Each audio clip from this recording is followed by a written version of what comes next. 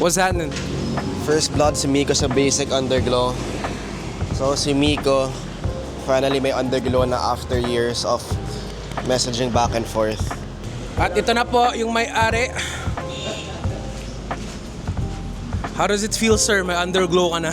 Sorry sir, thank you to Mr. Fons of Lit63.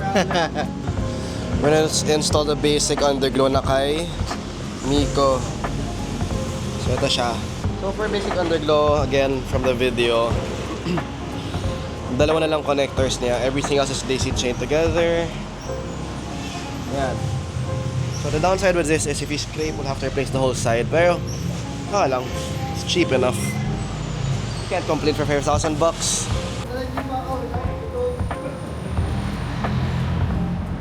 Wow!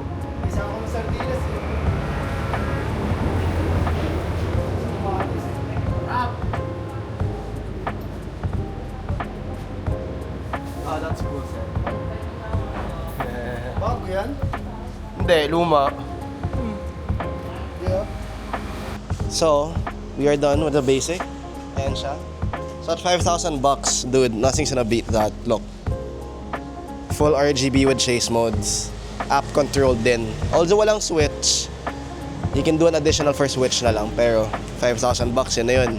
On my car, standard, si Nugget version 3, Tobero version 3. Pangalan ito? Si Echo version 3, version 3, version 3.